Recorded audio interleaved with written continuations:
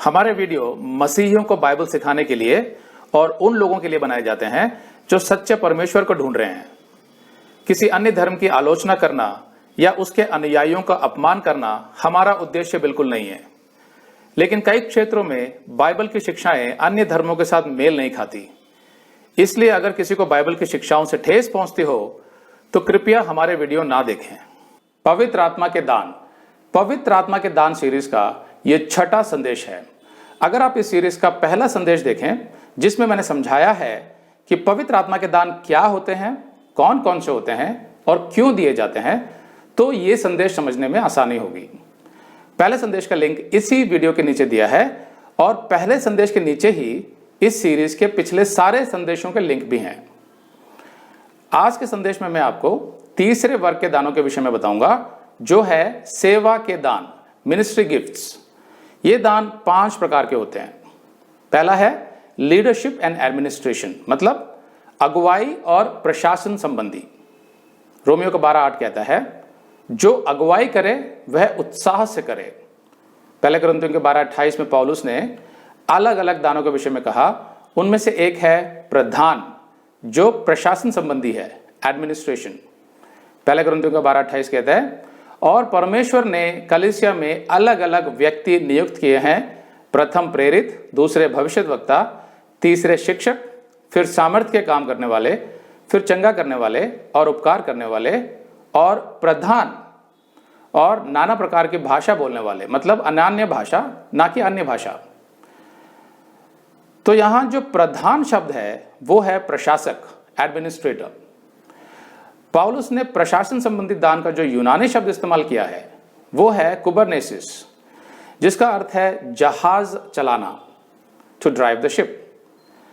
जिसको ये दान मिला होता है उसमें एक दूरदर्शिता आ जाती है, एक विजन, मिनिस्ट्री से संबंधित किसी भी प्रोजेक्ट या योजना को लेकर जो उसे सौंपा जाता है, और साथ में पवित्र आत्मा उसे क्षमता भी देता है उस प्रोजेक्ट या योजना का भली भांति आयोजन करने का, उसका प्रबंधन करने का, और उसमें जितने भी लोग शामिल हैं, जितनी भी गतिविधियां हैं, उन सब के बीच तालमेल बैठाकर आत्मिक तौर पर उनका निर्देशन करना, ताकि परमेश्वर की योजना पूरी हो सके और उसे महिमा मिले। ऐसा व्यक्ति दूसरों की अगुवाई तो करता है, लेकिन नम्रता और प्रोत्साहन के साथ, ना कि अपने नाम और महिमा के लिए या अपने स्वार्थ के लिए दूसरों पर दबाव डालकर नहीं, जैसा इस संसार के प्रशासक करते हैं। इस संसार के प्रशासन में ईगो यानी कि अहंकार, स्वार्थ, पॉलिटिक्स मतलब राजनीति, भ्रष्टाचार, दुराचार, दुष्टता, छल और स्वयं की महिमा होती है इस संसार के प्रशासन में। लेकिन परमेश्वर के प्रशासन में, गॉड्स एडमिनिस्ट्रेशन, उसमें प्रेम, निस्वार्थता, नम्रता, प्रोत्साहन, मेल मिलाप, सेवक का हृदय, सर्वेंट्स हार्ट, मन की सीधाई, सिंसियरिटी, और परमेश्वर की महिमा होती है। अब मैं यहां ये नहीं कह रहा कि आज की कलीसियाओं में या किसी भी मिनिस्ट्री में 100% परमेश्वर की रीति से ही प्रशासन होता है।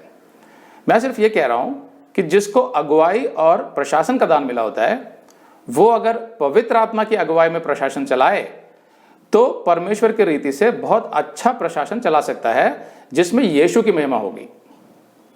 हर दान की तरह इस दान को भी प्रशिक्षण यानी ट्रेनिंग और परमेश्वर के वचन द्वारा विकसित करना आवश्यक है।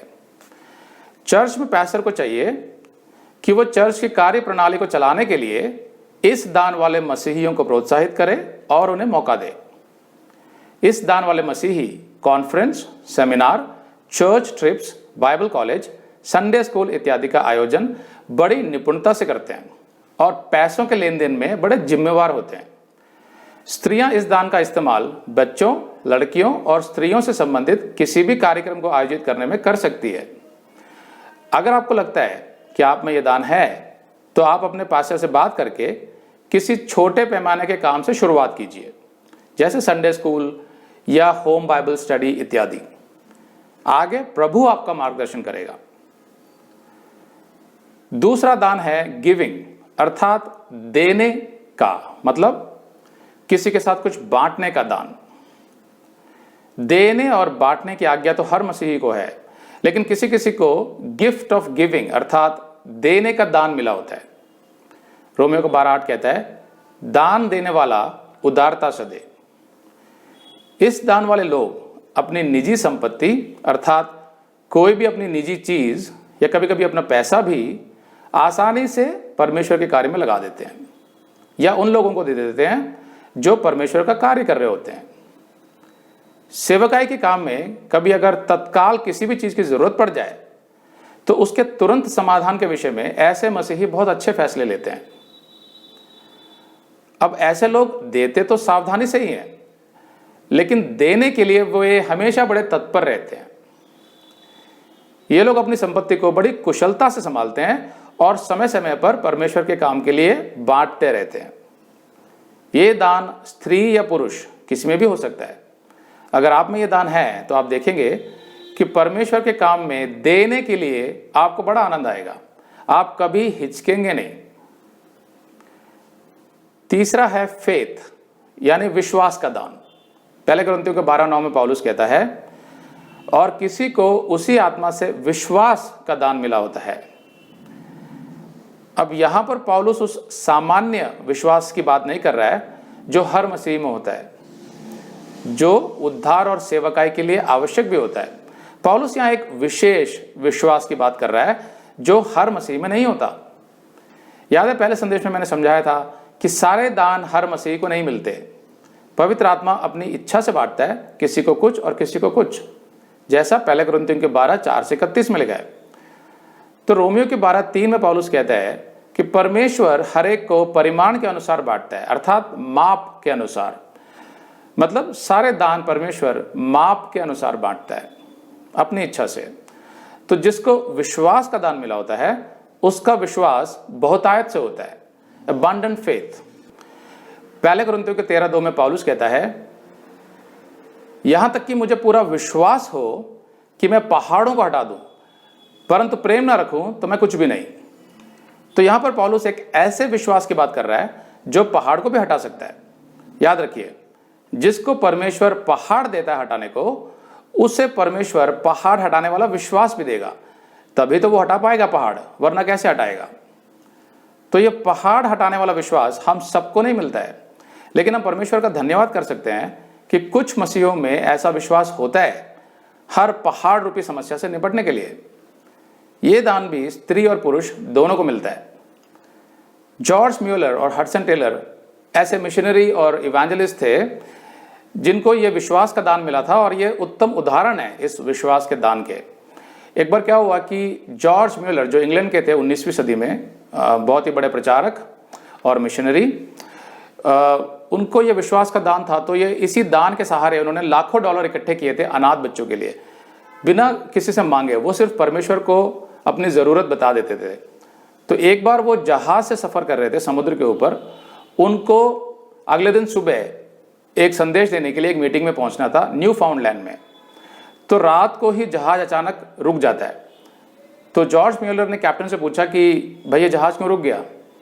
तो कैप्टन ने बताया कि हम यहाँ से आगे नहीं जा सकते क्योंकि बहुत कोहरा है, धुंध है, कुछ दिखाई नहीं दे रहा है। तो जॉर्ज म्यूलर ने बोला कि लेकिन भाई मुझे तो समय से सुबह कल वहाँ पहुँचना है संदेश देने के लिए न्यू फाउंडलैंड। तो कैप्टन ने बोला सॉरी, जब तक ये कोहरा हट नहीं जाता हम जहाज नहीं हिला सकते यहाँ से।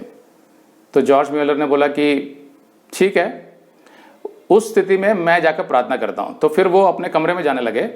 तो कैप्टन भी उनके साथ साथ उनका आदर करने के लिए उनके साथ गए। तो कैप्टन ने देखा कि जॉर्ज म्यूलर जो है वो घुटनों पर बैठ गए और उन्होंने परमेश्वर से एक बहुत साधारण सी सिंपल सी प्रेयर करी। उन्होंने कहा, परमेश्वर बहुत कोहरा है और जहाज रुक गया है, और कैप्टन कहते हैं कि ये जहाज आगे नहीं बढ़ सकता जब तक कोहरा हट नहीं जाता, और मुझे समय से आपका संदेश देने के लिए कल सुबह न्यू फाउंडलैंड पहुँचना है। तो कृपया आप ये कोहरा हटा लीजिए ताकि जहाज चल पड़े, यीशु के नाम से आमीन। बहुत सरल सा प्रार्थना किया उन्होंने। तो उसके बाद कैप्टन भी प्रार्थना करने लगे थे, जॉर्ज म्यूलर ने उनको रोक दिया।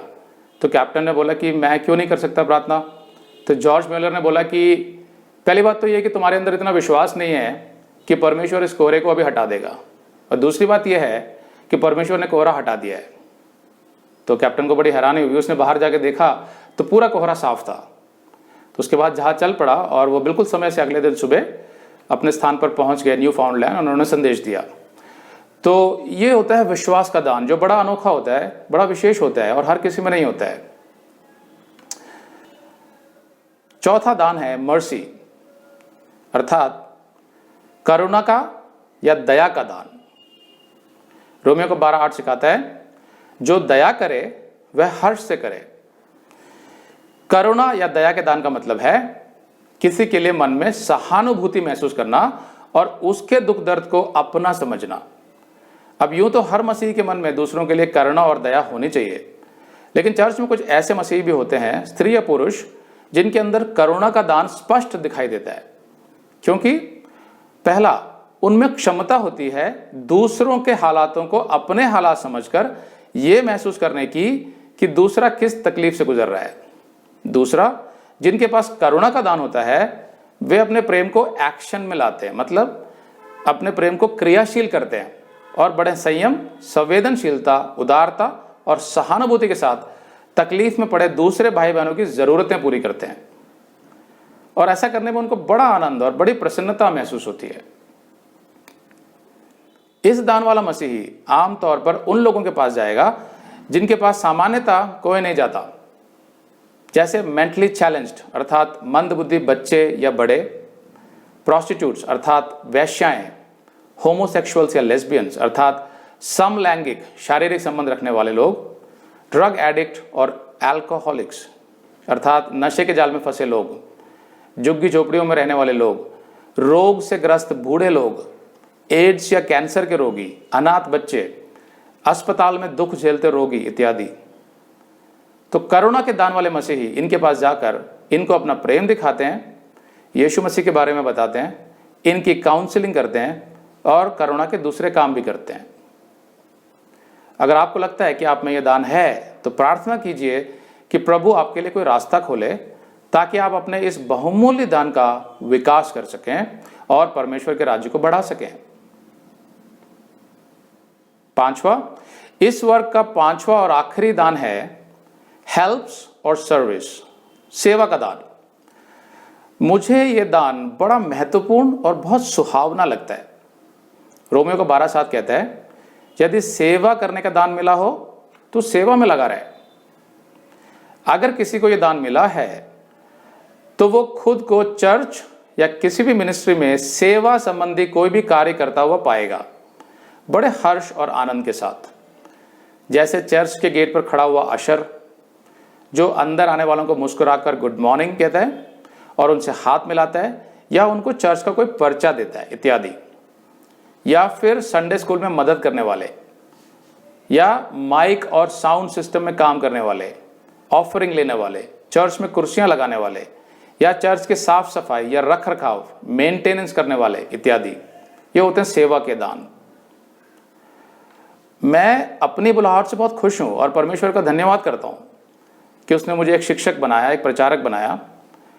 लेकिन अगर आज परमेश्वर मुझे सेवा वाले किसी काम के लिए बुला लेता है तो भी मैं उतना ही आनंदित रहूंगा। देखिए, परमेश्वर के लिए सभी दान समान हैं और उसने सबको अलग अलग दान दिए हैं चर्च या किसी भी मिनिस्ट्री की उन्नति के लिए। जिसको जो दान मिला होता है वो उसमें बहुत आनंदित रह सकता है अगर वो उसका इस्तेमाल करके परमेश्वर के राज्य में अपना योगदान दे। तो ये थे 5 मिनिस्ट्री गिफ्ट्स, सेवा के दान। अब अगले संदेश में मैं चौथे और आखिरी वर्ग के 4 चिन्ह वाले दानों के विषय में बताऊंगा। इन दानों को चिन्ह वाले दान क्यों कहा जाता है, यह समझना बहुत जरूरी है, तो जरूर देखिए। आमीन।